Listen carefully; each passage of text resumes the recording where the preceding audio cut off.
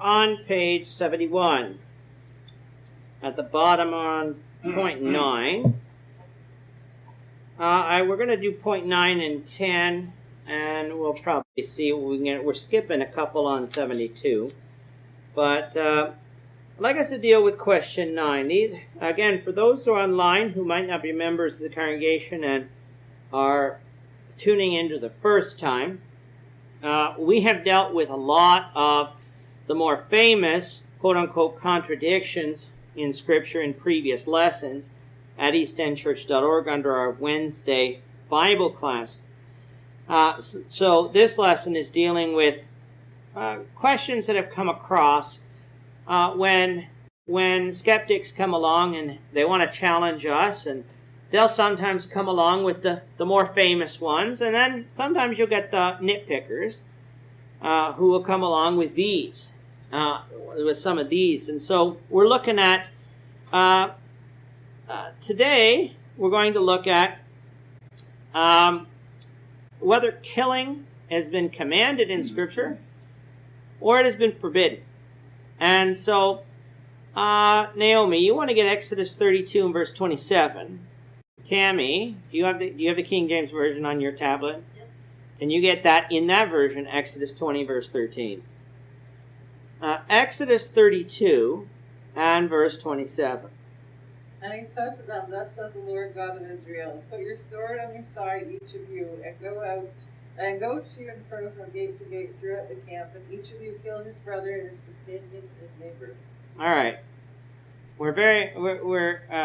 So here in this passage, we're talking, they're told to kill. We'll deal with what the passage is talking about in a second. Back up in Exodus to chapter 20 and verse 13. Thou shalt not kill. Thou shalt not kill. And so people come along and say, well, hold on a minute. We're still at Mount Sinai in Exodus 32. In fact, we're probably only 40 days later. Did God forget what he told Israel?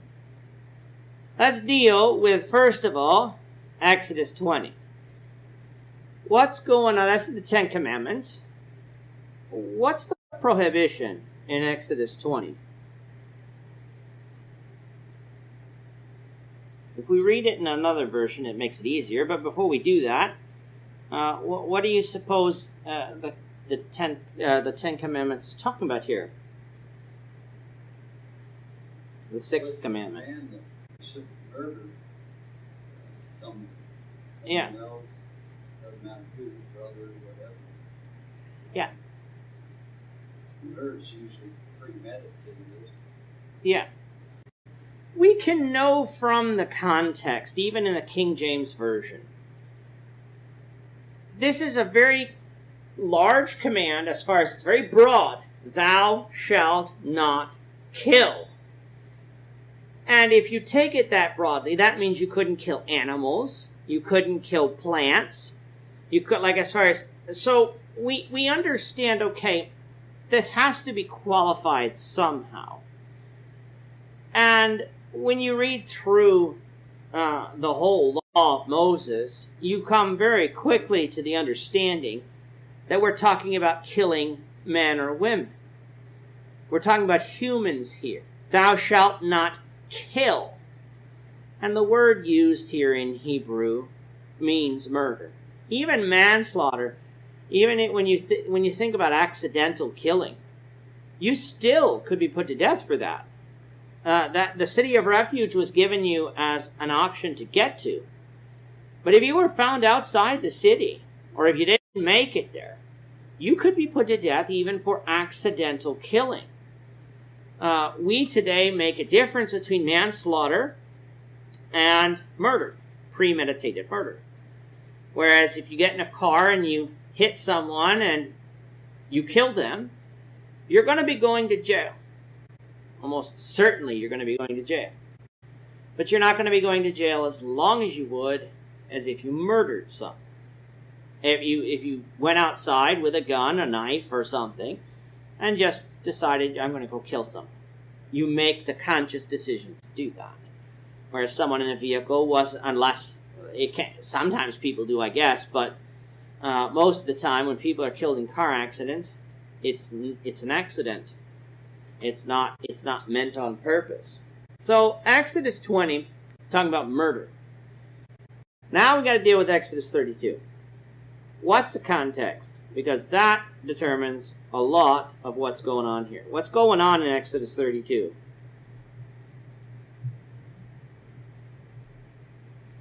This is right after when Aaron and allowed Israel to make the golden calf. Sure.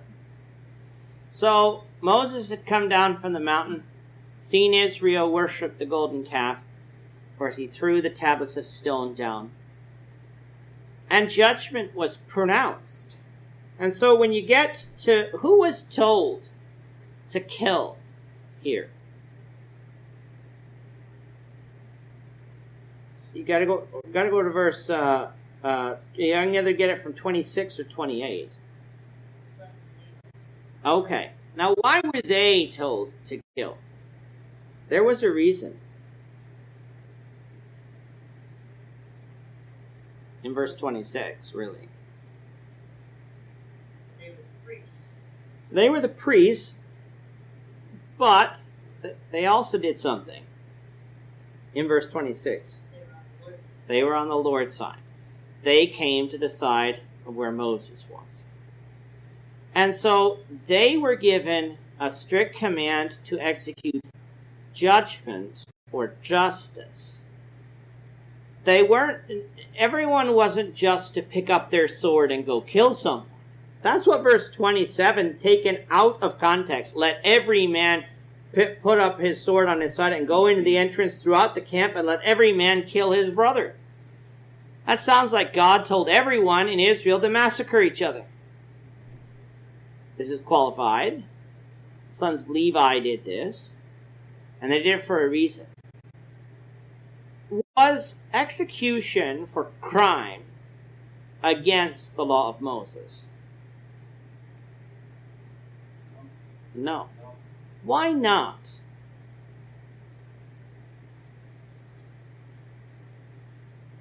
Well, that was God's punishment. That's how he directed. And then for someone that sinned to be punished. Yeah. Certain sins were such an affront to God that the maximum penalty was death. Genesis chapter 8, if man sheds man's blood, by man shall his blood be shed. So murderers often were put to death, assuming you had the witnesses that could testify to that. As far as capital punishment was allowed. But it could not be meted out just by anybody. Why did David get in so much trouble for killing Uriah? Because Uriah didn't commit a crime. And David didn't have the authority just to put anyone to death just because he was king. Someone today, if I go out and kill somebody, and a family member of them comes and kills me, what will happen under our laws today? What will happen to the one who killed him? Prosecuted for murder. Yeah, or at the very least manslaughter, depending on their state of mind. They might get a lesser charge because they might come along and say, oh, they were under a state of duress or something, but they're not going to get to not go to jail. You don't get to take the law into your own hands. If someone steals from me, I don't get to go and steal from them. I involve the police because the truth has to come out. It has to be judged. When we start accepting vigilante justice, that's when our society falls apart. Because everyone does what's right in their own eyes, and we don't have law at all anymore. God didn't allow just anyone to go and kill. If you decided to go and kill on your own, you were subject to the death penalty just like everyone else was. However, the state, or the leaders, who had been given authority after judgment had been made, could execute God's judgment under that authority God gave them. They couldn't go out and do it themselves without judgment, but Israel was judged guilty here already. And those who led Israel to do this were killed. And like as far as the reason why they were called brothers is because there was only Israelites here. So no, the Bible is not contradicting itself when it talks about murder versus capital punishment. We don't like capital punishment today, and personally I don't, the way our society usually applies it. With certain races or ethnic groups or genders receiving capital punishment more than others, it's not equal justice. It's fine if everything, it doesn't matter who you were, how powerful you were, how rich you were, how famous you were, what color you were. If it was meted out fairly for the same crimes, then that's one thing. But even under the law of Moses, they were told they were not to play favorites. There was to be no partiality. That's perversion of justice.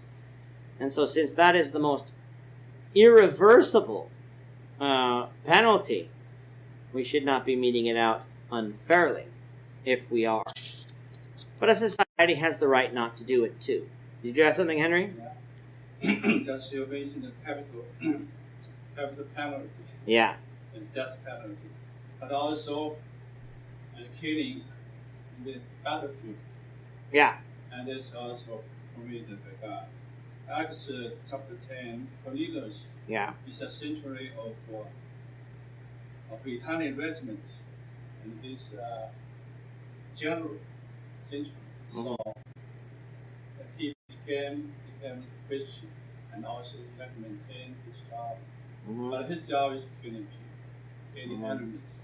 But this killing is not killing. Murder is for personal gain, motivated by anger or hate, and with a personal judgment. Yeah. But killing habit penalty with justice, just trial, judgment on law, according to the law, but according to the personal judgment, personal anger. So it's different things. Yeah. Soldiers have to be careful when they are in part of war, because hate can come into there too, and prejudice can come into there, and that would be wrong. But as I said, I believe a soldier can be a Christian, but it's a harder life because you have God as your standard too. Whereas in the military, you're to follow orders. You follow orders or you get court-martialed. Whereas we always have God as our standard. And so you always have to accept the consequences of not following orders if you're told to do something that's wrong. But killing in the battlefield in war is two enemies have decided to go to battle. And that is the consequence of doing so. There are just wars and unjust wars, but soldiers don't usually get to make those calls as to what is just war and what's an unjust war. But again, that's different than murder. Henry's right when it comes to that. But we all need to be careful when it comes to the taking of a life, even in self-defense.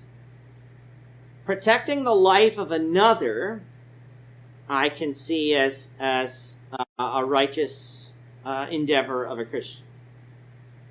But going just to seeking to lay out the most ultimate penalty without any other consideration, I find problematic for a Christian. And that's why I have differences of opinion with people on the use of firearms. As not all uses of firearms are, of course, wrong. There are right uses of firearms just as there are right uses of anything. But there are brethren who believe that I have the right to shoot anyone I want if they come and take property, and I have a problem with that because we're not to lay up our treasures here on earth. If they're coming and hurting someone else, well, I can try to stop that. But if it's just in the protection of things, that's where I have a problem. Going and just taking someone's life over someone stealing my car or robbing my house. If no life is in danger, I need to be careful with that, because I don't have authority as a police officer to do that. I'm not given that authority by God. And so we do need to be careful. But murder is what's being talked about here. Bill? I just thought, when you said that, the police are the ones who got the sword. Yes. And when we read this here, Moses didn't make the call. No. God made the call. Yeah. To the Levites to go yeah. and kill those that they had sinned. Yes. So yeah. To use this. Yeah. Even when you take a look in Exodus, I think it's 22, 23, somewhere in there, talking about self-defense. And there was a difference between killing someone who attacked you in the night versus one who attacked you in the day. If you were attacked in the pitch black of night, you were not held responsible if you killed someone accidentally. So in other words, someone was in your house, it's dark, you can't see, you don't know, and you accidentally killed them, you're not going to be held liable. However, if it was in the day, you'd be charged with murder. And why? Because you can see. You had the opportunity to escape and didn't take it. Where in the dark, you don't always have that opportunity to escape. You can't see. It's dark.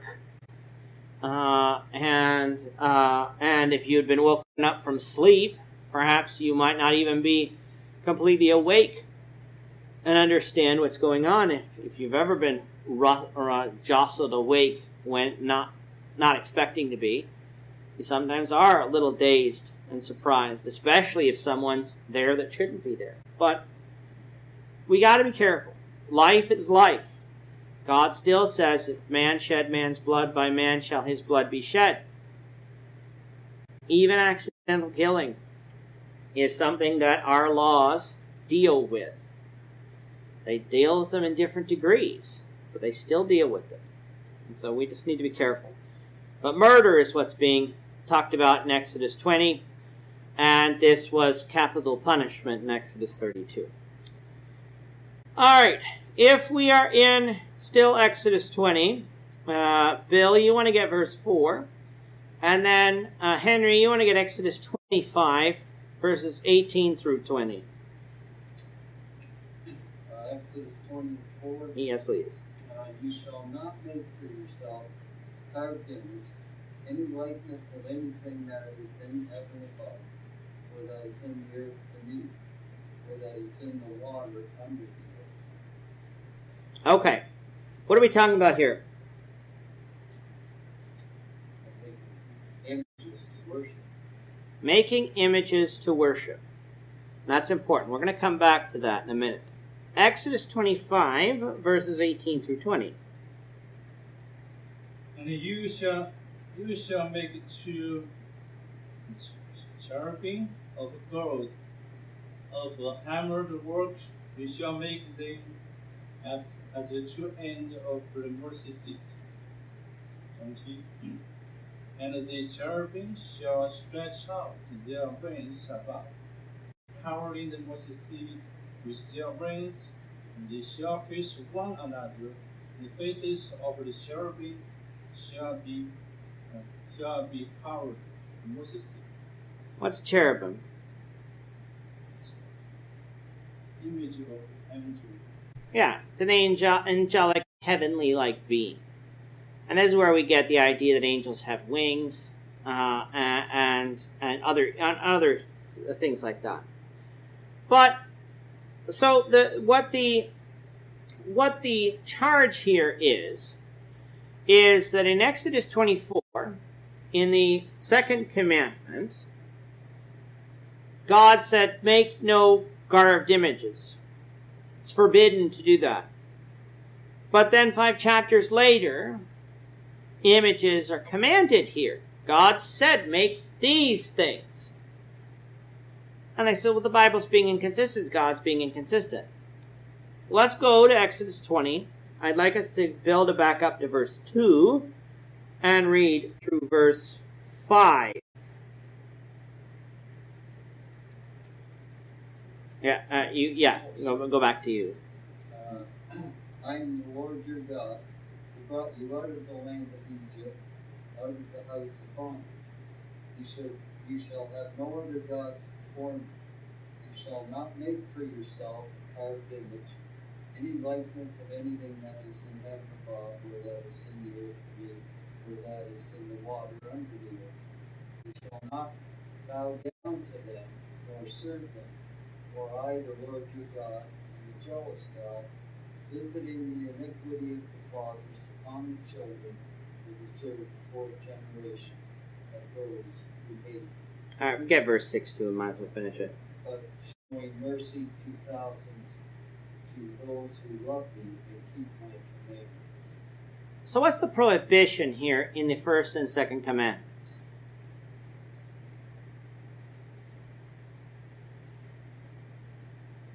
Not to make other gods and worship them. Yeah. The Jews often take this as one commandment. I separate it into two. They will separate one of the later commandments to create 10. Whereas the way, if you've listened to the podcast on Deuteronomy 5 and Exodus 20, you'll have no other gods before me. You don't have to have an idol to have other gods before God. You could theoretically worship Baal or Ashtaroth, or in today's society, Vishnu or Krishna, without an idol. Still be equally wrong. That's why God said, you shall have no other gods before me. However, what we often do when we have other gods is we make images of them and worship them. So the first commandment is you will not worship any other god, and you won't even make an idol of me.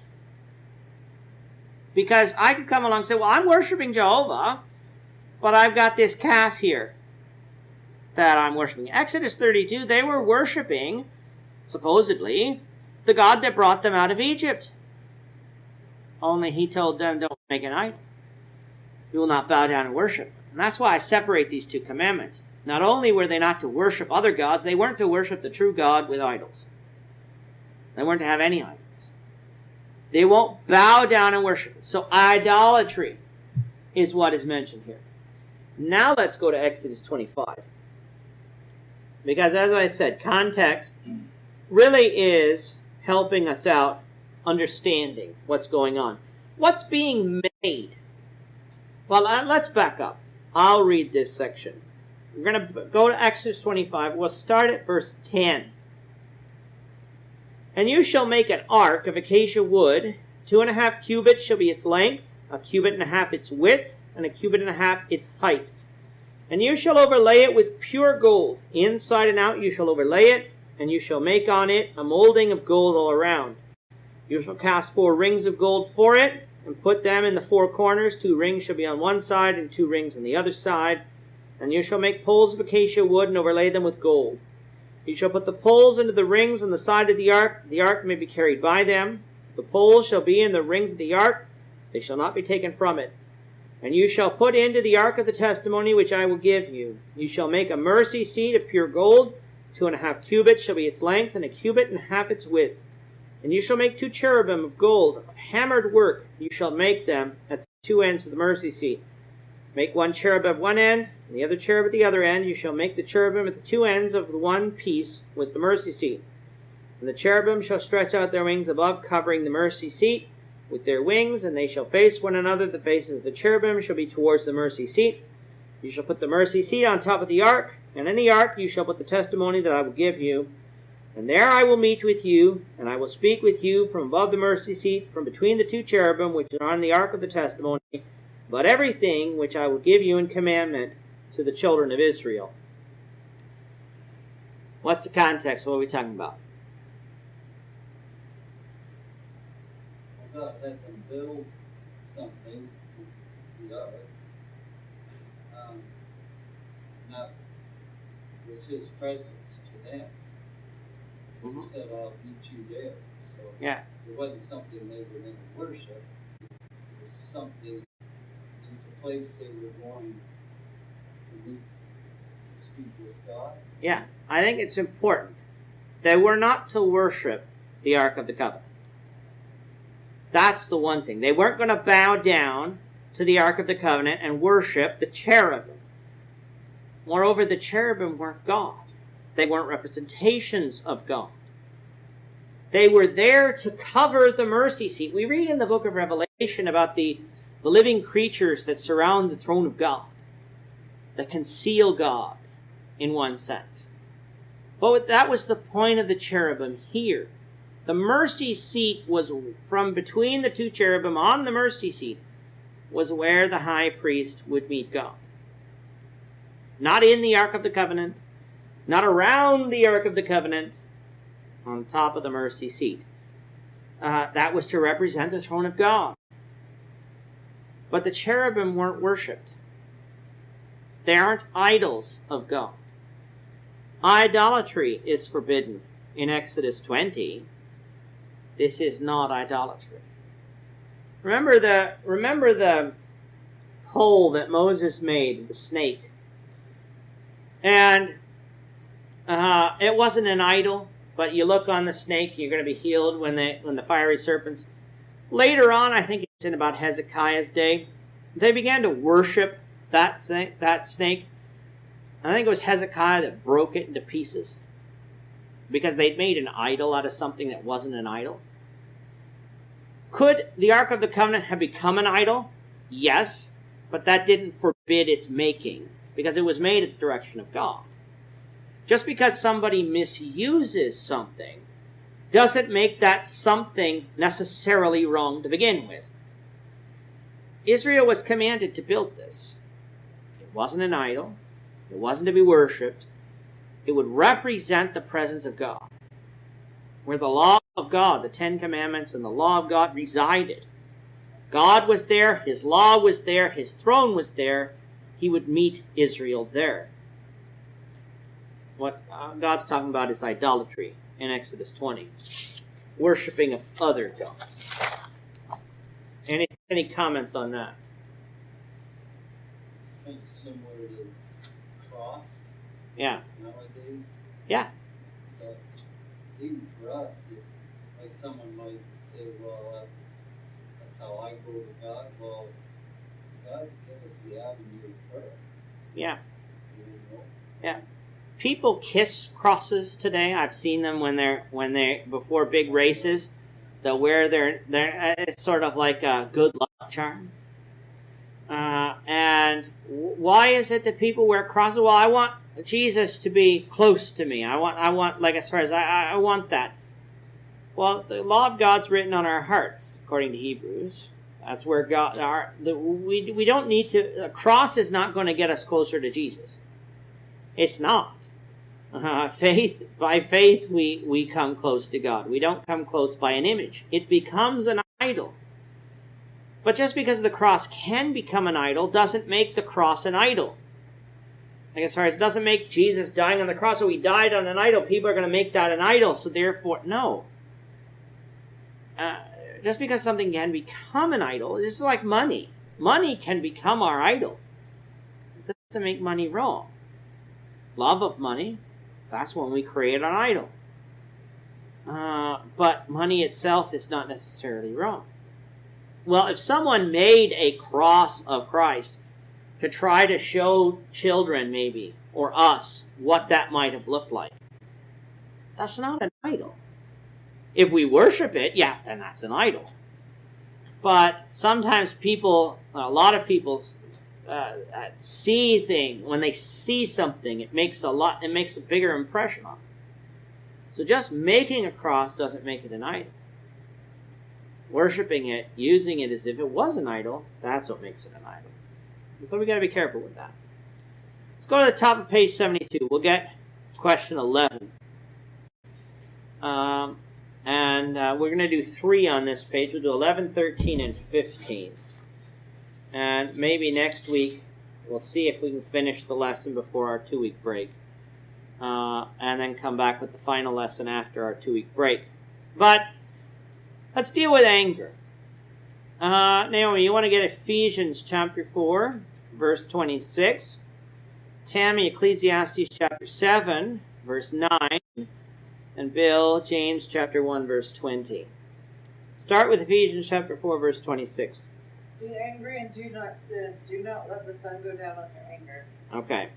So, just a cursory reading. Anger forbidden or not forbidden? Just a cursory reading. Be angry. All right, be angry. And be angry. Okay. Yep. So, seems to be approved. Now let's go to Ecclesiastes 7, verse 9. Do not hasten your spirit to be angry, for anger rests in the bosom of fools. Okay, Ecclesiastes. What do we see about anger here? Approved or not? Do not.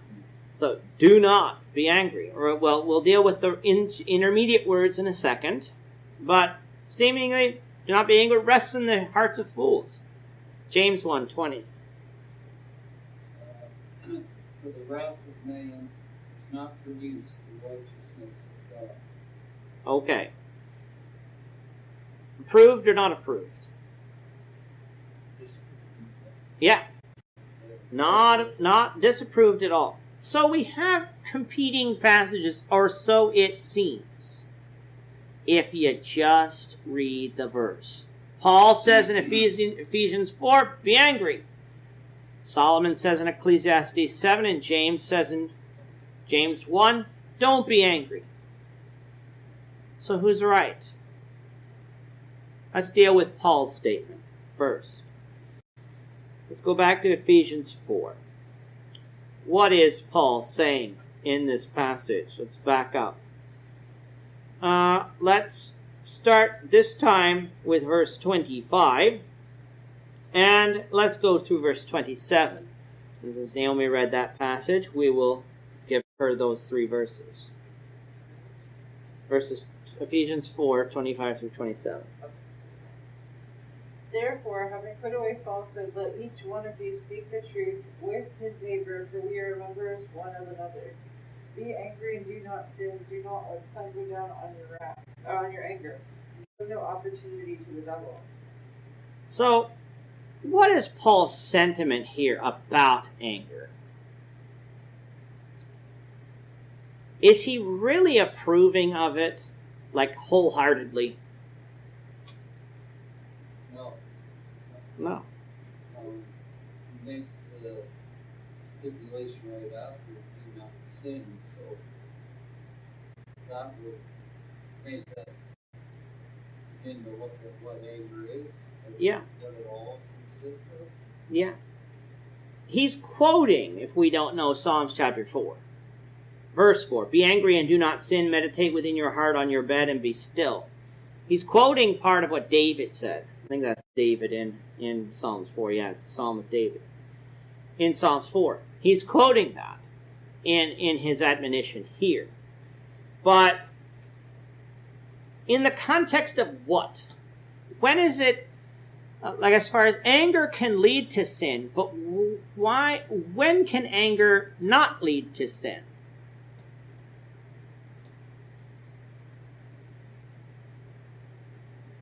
Because if anger can lead to sin, but Paul said be angry and do not sin, that must tell us it doesn't always have to lead to sin. So in what situations might we be angry and not sin? Here, in verse 25, the way I see it, he's speaking of wine. Yeah. And then he tells us not to be liars, to speak the truth all the time. And then he brings out anger. Mm-hmm. So, and the fact of not giving place to the devil,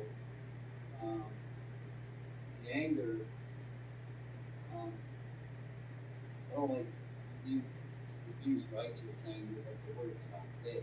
No. But, What are we angry over? which, What are we angry over? well, Well, here I'm wondering if it's a line. Yeah, or sin in general. Saying, yeah. We're angry with things that offend God.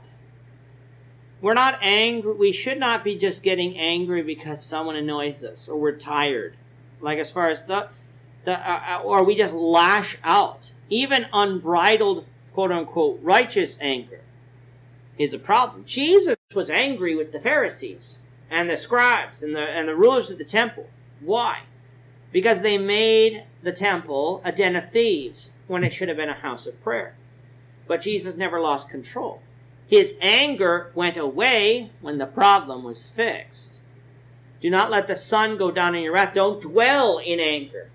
Once a situation is over, it's over. When I'm trying to teach parents how to discipline their children, once it's over and dealt with, move on. Don't let your anger sit there and be angry at your children for the rest of the day. Now, sometimes you might be angry a little longer because it's more serious what the child did. But you can't dwell on it. You shouldn't go to bed angry. Because that's going to give place to the devil. You're always angry. That's going to lead to hatred. And which will lead to murder. So let's deal with Ecclesiastes 7. Ecclesiastes 7. What is being banned here? We said, do not be angry, but we skipped a couple words.